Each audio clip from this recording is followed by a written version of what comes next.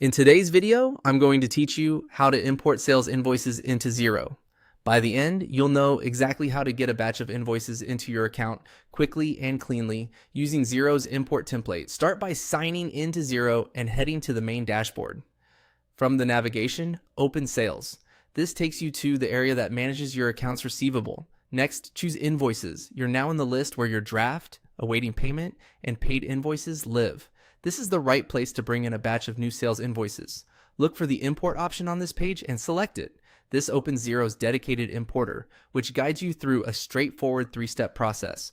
First, download the Invoices template file. It's a CSV designed by Xero with the exact column headers that the system expects. Open it in your preferred spreadsheet tool. A quick tip here, keep the header row exactly as it is. Each row represents one invoice line, so if an invoice has multiple lines, it will appear across multiple rows with the same invoice number. The template typically includes columns such as contact name, invoice number, date, due date, reference, description, quantity, unit amount, account code, and tax rate. Use your real account codes and valid tax rates from your Xero setup so everything maps correctly.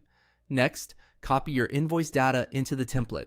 Make sure dates are in a consistent format, contact names are spelled as you want them to appear, and invoice numbers are unique.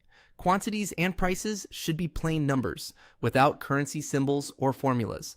Avoid blank lines, remove any merged cells, and don't add extra columns. If you're including tax, be consistent about whether amounts are tax inclusive or exclusive according to your settings. When you're done, save the file as a CSV, ideally in UTF-8 encoding to keep special characters clean. Now, you're ready to bring the file into Xero. Back in the importer, choose the option to import the updated template file.